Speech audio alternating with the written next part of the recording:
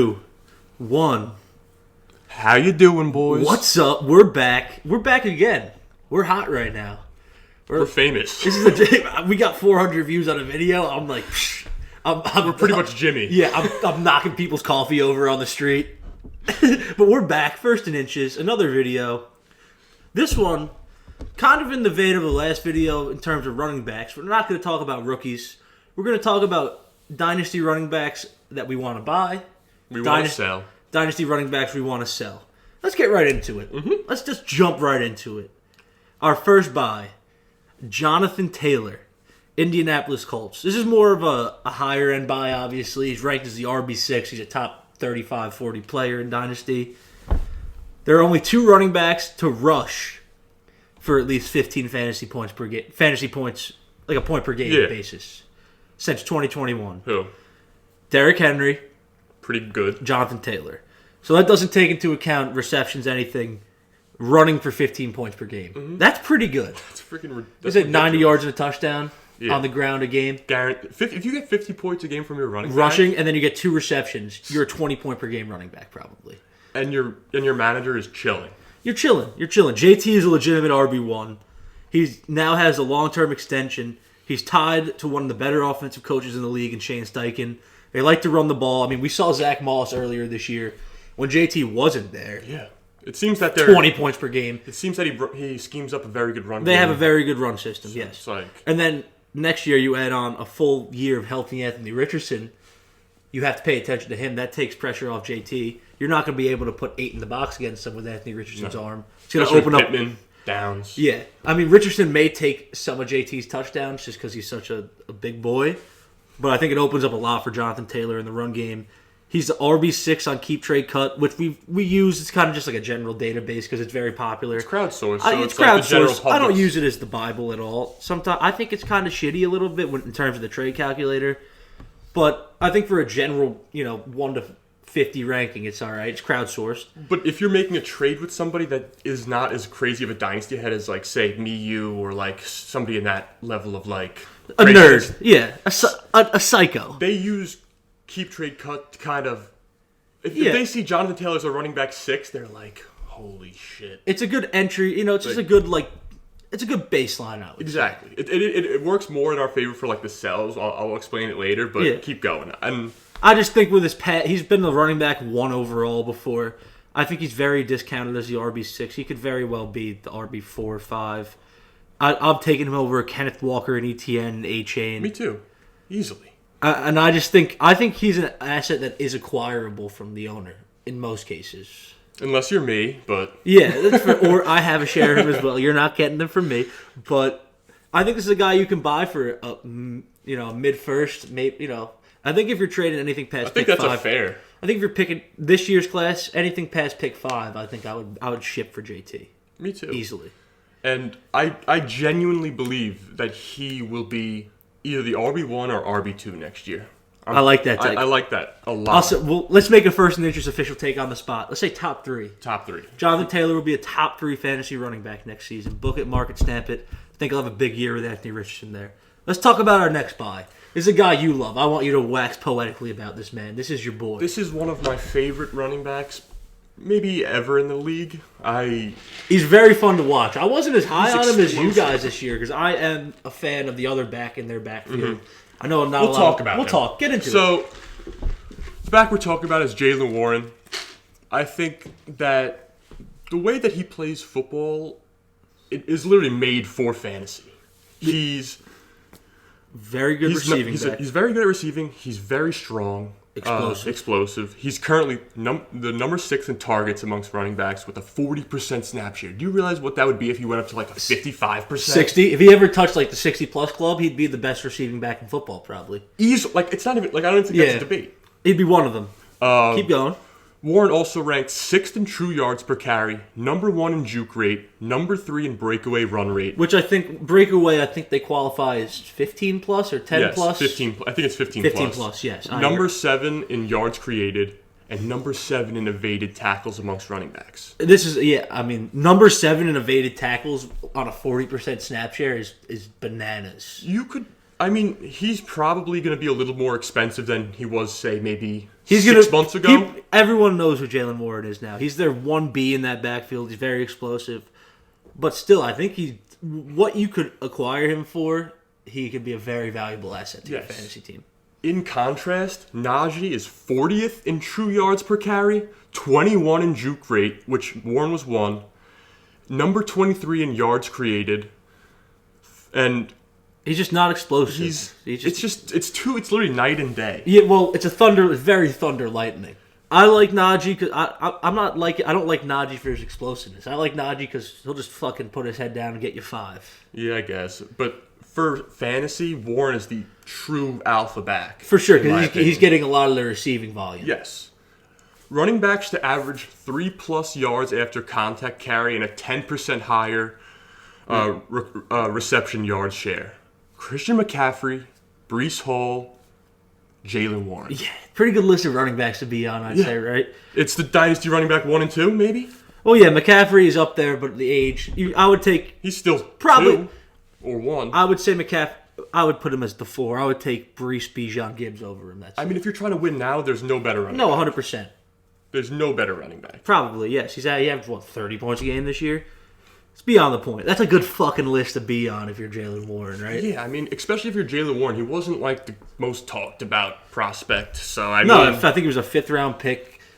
The comp you hear a lot with him, Austin Eckler, which I kind of see, at least young Austin He's Eckler. baby Eckler. He's a way better pure runner than Eckler is, I think. Well, Eckler in his earlier years was just way more explosive. Yeah, I mean, he's definitely lost a step. Yeah, and he's not a good runner, but yeah, I think Warren. You could see the beginning of remember Eckler's crazy fantasy year? I think we could literally see that next year with Warren. Yeah. I think he could be in the top 5 running back. I know it's crazy to say, but I think he could be a top 5 running back. If he gets just a little bit more opportunity, he could easily be a top 12, 10 running back. I'm going further to say top 5. Love it.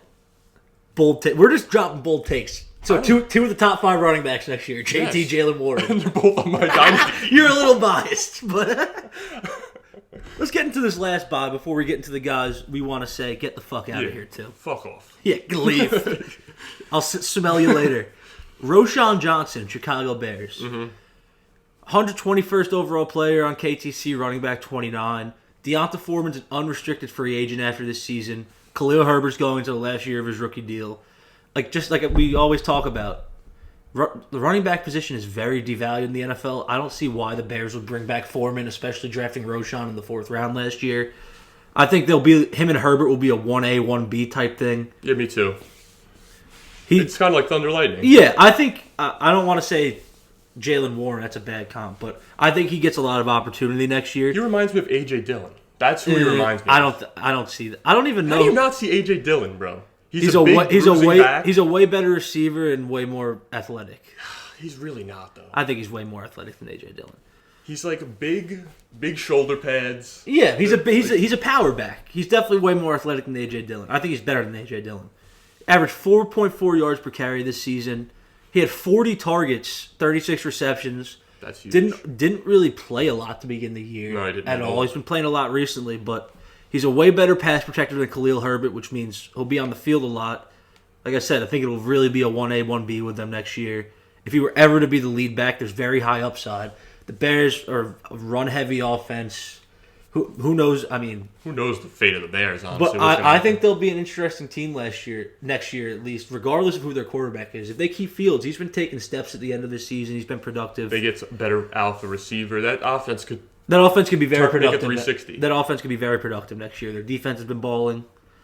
He was 18th in fantasy points per opportunity this year and had roughly a 10% target share. Wow, I didn't know that. He had a 9.9% target share. Let's say 10 for the sake of the argument.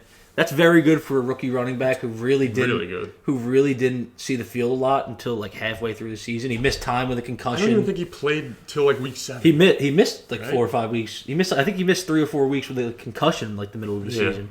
So I mean, I think he has way more receiving upside than anyone realizes. I think he could be a very productive fantasy running back next season. Me too. I wouldn't argue against that. I mean, he's obviously kind of, you can get him for pretty cheap. I'd say maybe an early third. 100%. I think you could get him for an early third, maybe late 2, and I think that is very well worth your time. Yeah, I agree. Let's move on to our sell. This is the fun part. This is when we're going to shit on guys. This is the real first and inches vibe. I feel like a lot of people are going to disagree and think these are kind of shitty, but go fuck yourself. two of them people are not going to like, but I think people understand the logic behind them as well. I don't give a shit if they like it. I don't care. I don't care. Our first sell, Kyren Williams. Oh, wow. Right? I know a bunch of you guys are like, oh my God. Oh. I mean, he was the fantasy MVP this season. You got him for free and he was balling. But we're talking Dynasty here. Day 3 running backs tend to not have long-term success. Dude. Let's just think recent memory. Memory that these Day 3 running backs everyone loved. You're guilty of this one. James Robinson. MVP. You thought he was going to be the best running back of all time. Great rookie year. I love him. I still love him. He got hoed a little bit by the Jaguars. Beyond the point. Dameon Pierce. Ugh. Right? Oof.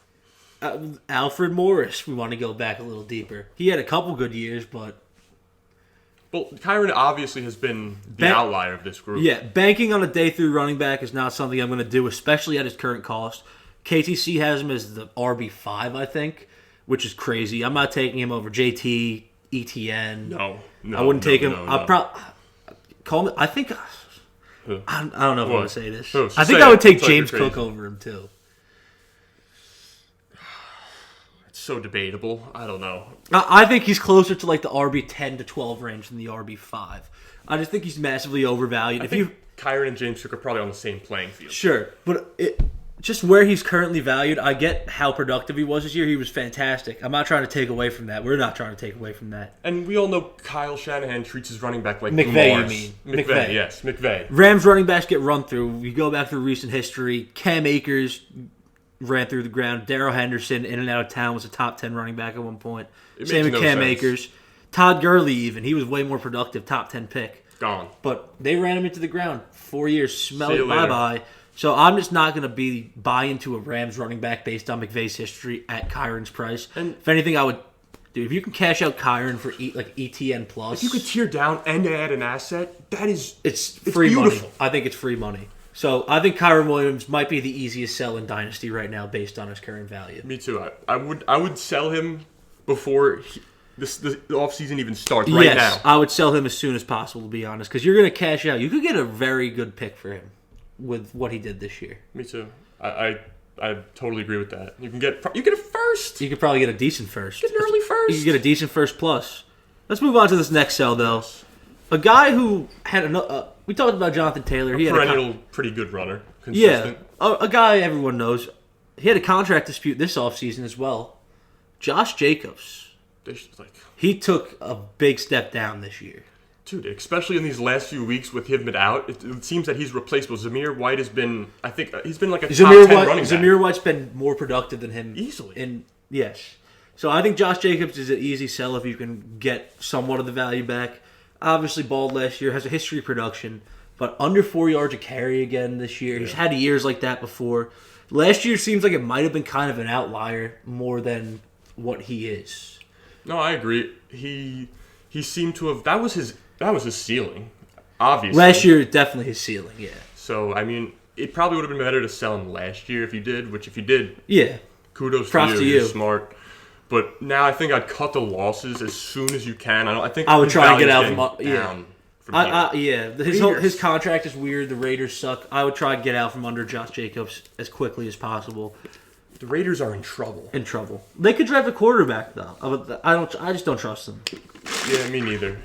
He was bottom 5s in yards per carry inside the 20s this year. That's crazy. 3.9 yards. You're saying from 20 to 20? Yeah, okay. From 20 to 20. Where That's Gibbs bad. was the leader at 6.7. That's bad.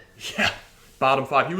He was in like the grouping with like Rachaad White. Yeah. And like we all know Rachaad White, horrible runner. Yeah.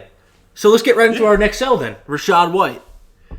Running back 11 KTC, great fantasy producer this year. Still has receiving upside, obviously. 50 catches last year, 60 catches this year. Horribly efficient as a runner. You look at all the analytic stats, the rushing yards over expected, not good. 3.6 yards per carry, just raw numbers. Dude he literally smoked meth and went crazy this year. He was just a volume hog. They had no other running backs. They let Leonard Fournette walk. It was Chase Edmonds or Keyshawn Vaughn. Yeah. They never gave Sean Tucker any opportunity. Yeah. No. So, and I really wouldn't be surprised if Tampa Bay brings in another a more pure runner this year in the draft or even in free agency. Me neither. I think it would be smart for them to cut into some of Rachaad's rushing volume at least. 3.6 yards per carry is not efficient. You're not going to be a successful offense. That's disgusting. Running for 3.6 yards per carry. He's got to be one of the worst runners of look, if you look at the Lions, Lions, decade, right? if you probably efficiency wise, he's not good. I'm sure if we really broke down the stats and found this much volume, he would be towards the bottom in efficiency. Easily. So I think he's an easy sell at running back 11. If you're getting a first for him, I would clip him immediately, honestly. Even though next year's running back landscape is a little wonky, I think this is an easy sell for me. He was really helped by just straight volume. And Baker having his best year ever. Yes, 100%. I'm not betting on Baker and Rachaad. That's a parlay. Yeah, you're betting on Baker. Well, do you think the Bucs bring back Baker is the real question. They have to. They might. They're kind of in a spot if they make the playoffs. They might have to. I mean, he played good enough football where he kind of Or they could tag him. They could tag him, but still, you're making a double bet on Baker Mayfield and one of the more inefficient runners in football. No, yeah. So, Rachaad White, easy sell from us. Yeah, that's it. I mean, 3 buys, 3 sells. Pretty simple. Pretty simple stuff, right? Pretty easy. You listen to us. You win money in fantasy. That's the first inches guarantee. Just kidding for legal purposes. We're kind of stupid. But thank you guys for watching. Like, subscribe, comment, send this to your aunt on Facebook. Enjoy your day, guys. Yeah, have a good one. Peace and love. See you later. Peace.